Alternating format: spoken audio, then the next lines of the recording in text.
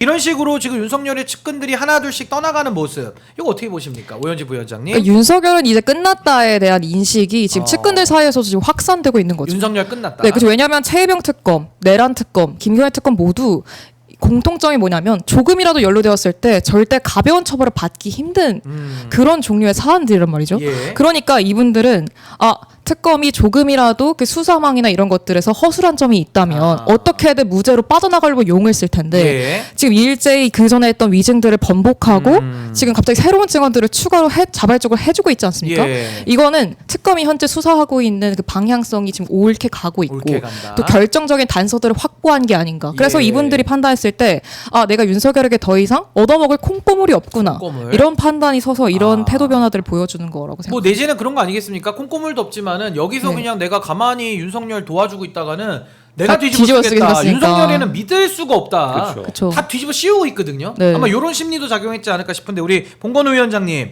어떻게 보십니까? 그러니까 저는 조금 더 나아간 얘기일 수도 있겠습니다만 저는 이번에 김태효와 이제 이충렬인가요? 여러 그 사람들이 비서관. 네, 이충렬 예. 비서관이 증언한 VIP 경로설, VIP라고 사실 말하기도 싫습니다만 그거에 관련해서 이제 긍정적인 진술을 한 특검에 긍정적으로 볼 수 있을 만한 진술을 한 내용이 이번에 구속적 부심을 윤석열이 신청을 했잖아요. 그 구속적 부심을 반드시 기각해야 될 사유라고 생각합니다. 사유로까지 이어진다고 생각을 합니다. 예. 왜냐하면 내란 속에 윤석열이 밖에 있을 때는 아무도 입을 열지 않았어요.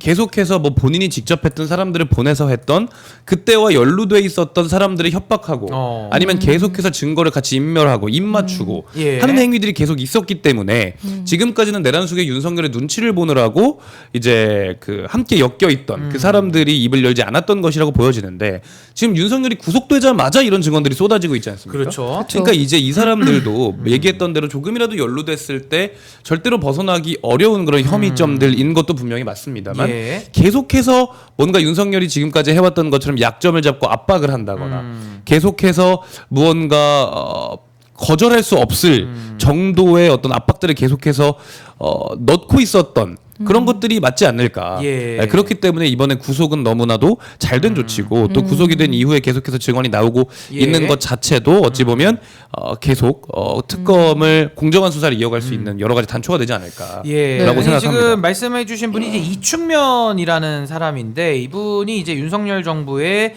안보실의 외교비서관을 지냈던 사람입니다. 그래서 이제 측근들이 다 하나하나씩 진실을 좀 밝혀가고 있는 상황이고 여기에 대해서는 제가 우리 오현지 부위원장님께 좀 여쭤보고 싶은 게 이 네. 김태효라는 자 말입니다. 이게 지금 안보실 1차장 출신인데 성균관대 교수로 복귀를 해서 남북한 관계론 수업을 진행한다고 하는데 뭐 드론 띄우는 법을 가르칩니까? 뭡니까 이거? 저도 보고 너무 어이가 없고 부끄러워서 요즘 살 수가 성에 없어요. 지금 다니고 계신 네, 거죠? 그쵸. 재학 중이시고. 네, 제가 지금 2학년으로 다니고 있는데. 여기 수업을 들을 수도 있는 거네요? 그쵸. 들을 수도 있는 거죠. 근데 이게 참, 김태효 전 차장이 연루된 일단 이 최상병 특검이 예. 이게 어떤 사건입니까? 20대 청년들에게 아주 큰 공분을 샀던 사건이잖아요. 그렇죠? 예. 이 사건과 관련해서 그 중대한 그 수사 대상이었던 VIP 경로 그 여부에 대해서 위증을 했던 분이고, 예. 그럼 이건 20대 청년에 대한 우롱을 하신 거예요, 김태효 전 차장이.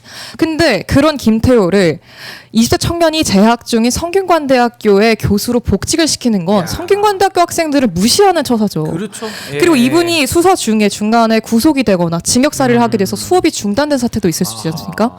그럼 이건 또 학생들의 학습권 침해랑도 이어지는 거예요. 그럼 이게 그때 학생들에게 빚을 그 혼란들 같은 것에 대해서 전혀 대안을 마련하지도 않았으면서 어떻게 무턱대고 복직부터 시킬 수 있는지 저는 학교가 반드시 재검토를 해야 한다고 생각합니다. 아니 그러면 학교 내부에서 학생들의 뭐 반발이나 저항은 좀 어느 정도로 지금 나오고 있습니까? 일단 학생들이 학교 측의 민원은 계속 제기하는 걸로 알고 넣고 있고, 있어요? 네, 그 에브리타임이라고 대학생들이 예. 사용하는 그 커뮤니티 앱에서도 계속 조롱 게시글이 올라오고 그래요? 있어요. 이게 뭐냐? 네, 그렇죠. 근데 앞으로 이제 수사가 더 진행되면서 예. 김태효 전 차장의 법적 책임에 대한 부분들이 명확해지면 아마 대자보나 기자회견 등의 형식으로 학생들이 좀 더 강한 수위의 단체 행동을 할 수도 있지 않을까 예. 그렇게 보고 있습니다. 우리 뭐 김태효 차장은 이제 앞으로 뭐 바쁠 거예요. 이제 네. 최혜병 특검도 가야 되고 저기 내란 특검도 가야 돼요. 그 외환죄 때문에. 맞습니다. 그리고 이제 김건희 특검도 또 뭐가 연루됐을지 몰라요.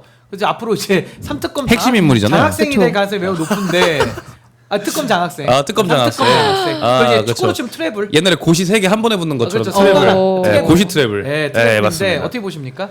그러니까 일단은 기본적으로 아직 뭐 혐의가 확정된 게 있지 않다라는 이야기들을 계속해서 하고 있긴 합니다만 사실 이 내란 수괴 혐의에 어찌 보면 동조자고 가장 핵심적인 역할을 했던 사람이고 특히 얘기하셨던 것처럼 최상병 특검법 같은 경우에는 핵심 인물이잖아요. 그 대통령이 경로를 했는지 안 했는지 그 당시에 이제 이런 내용들을 내란 수괴의 입장을 어떤 방식으로 이제 이야기를 하는지가 굉장히 이 특검 수사에 있어서 굉장히 중요한 어떤 이슈인데 여기에서 이제 그런 내란에 동조했던 주요 인물이고 특검의 수사를 받고 있는 인물을 지금 굳이 수업으로 다시 불러들여서 학생들을 가르칠 수 있게끔 해야 한다라는 성균관대학교의 논리가 과연 어떤 건지에 대해서 정말 의문점이 일단 기본적으로 있고요.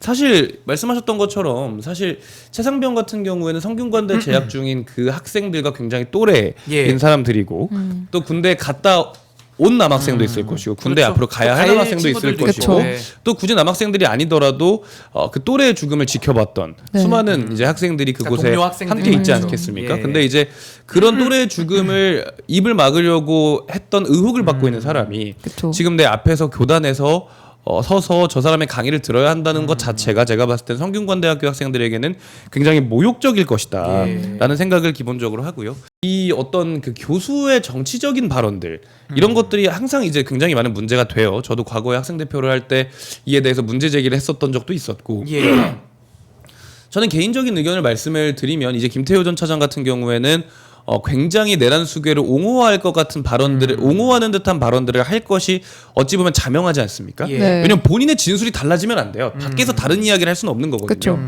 그렇게 되면 형량이 더 높아지고 신빙성이 떨어지기 때문에 내란 수괴를 옹호할 발언들을 대학 교단에서도 할 것이 굉장히 명백한데 사실 대학생들이라고 하면 중고등학생은 아닙니다. 일정 수준 이상의 정치적인 의사가 가미된 수업은 저는 오히려 뭐 괜찮을 거라고 생각을 해요. 다만 이게 선과 금도를 넘으면 안 되는 것인데 과거에 이런 선과 금도를 교단에서 넘는 교수들이 너무 많았죠. 너무 많았죠. 예전에 류석춘 교수, 연세대 류석춘 교수 같은 경우에는 위안부는 뭐 자발적 매춘이었다.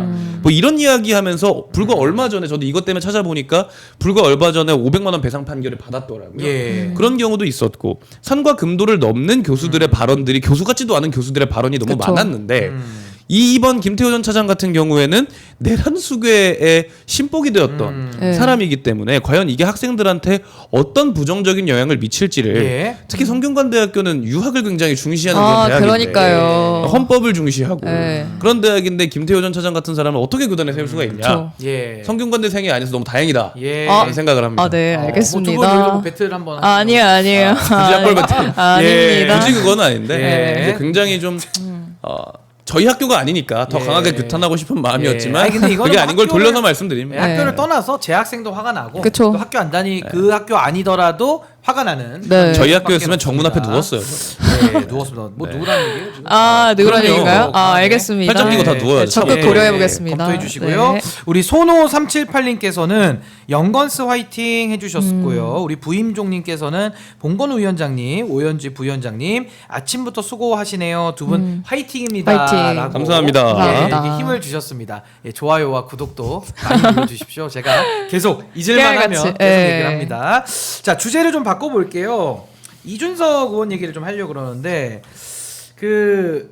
참 이거 제가 소개할 수도 없을 만큼의 망언과 막말을 지난 대선 3차 토론회 때 했는데 여기에 대해서 또 지금 뭐라고 얘기를 하냐면요.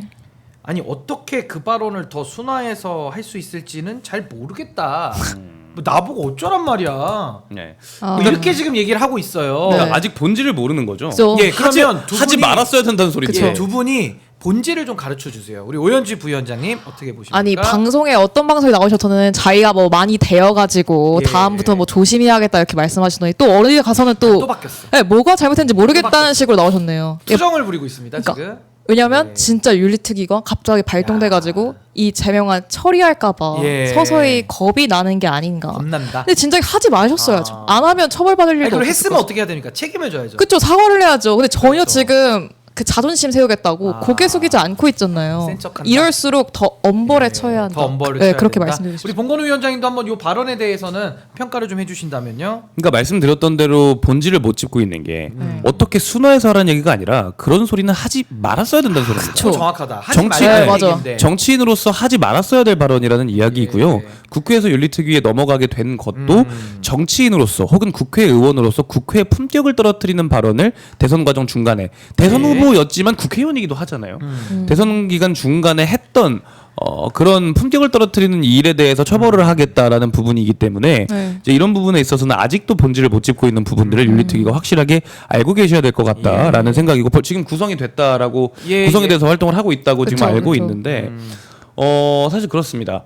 이제 정치인 혹은 대선 후보로 나오는 사람이라고 하면 정말 전 대한민국의 대선 후보 정도면 전 세계적으로 굉장히 많은 이슈가 되고 또 우리 대한민국이 어떤 방향으로 나아가는가에 대한 메시지가 될 수 있는 것이 사실이잖아요. 예. 네. 대한민국에서 대한민국의 지도자급들은 어떤 발언들을 하고 어떻게 나라를 이끌어가려고 하는가인데 결국 외국 사람들이 봤을 때 내지는 우리 국민들이 봤을 때도 대선 후보라는 사람 입에서 나온 말이 그 말이었다면 예. 전 이것은 단순히 국회의 품격이 아니라 대한민국 전체의 국격을 떨어뜨릴 수도 있는 말이다라는 생각을 개인적으로 좀 하고 있습니다. 아니 근데 국민들이 피해를 받잖아요. 그쵸. 국민들이 피해를 받는데 거기에 대해서 아무런 책임도 묻지 않고 국회가 넘어간다고 한다면은 네. 그건 정말 국민들에 대해서 저는 죄를 또 짓는 거라고 봅니다. 그쵸. 그러니까 이준석 의원의 그 발언 자체도 이건 정말 국민들이 너무나도 지금 네. 쏘는 피해를 입었고 이걸 덮어주고 넘어가면 이건 동료 의식, 카르텔 이렇게 볼 수밖에 없는 맞죠, 거죠. 맞죠. 제 식구 감싸고 네. 뭐 팔이 안 오르고 네. 뭐 이런 얘기거든요.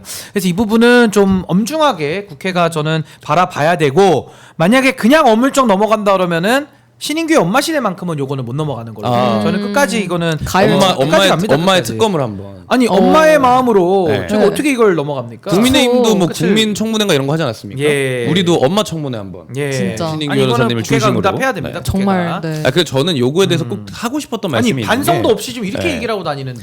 근데 저는 이거를 그냥 단순히 욕만 해서는 안 된다고 생각해요. 그렇죠. 그 이유가 뭐냐면 제가 얼마 전에 정말 제가 그냥 어릴 때부터 알았던 친구들과 함께 강원도 속초를 네. 1박 2일로 놀러 갔다 왔어요. 예. 그래서 그 친구들과 원래 어릴 땐 그런 얘기를 잘 안 했고 정말 정치와는 무관한 이제 친구들인데 네. 대화를 이제 왔다 갔다 하는 차에서도 하고 저녁에도 하고 이렇게 해봤는데 정말 이준석에 대한 긍정적인 생각이 많아요. 아 정말. 저는 혼자 정말 맞아요. 이게 그러려고 의도한 적은 없지만 혼자 독야청청하더라고요. 근데 그 네. 친구들이 전혀 정신적으로 이상하거나 예. 아니면은 사회적으로 무리를 빚는 사람들이 아니거든요.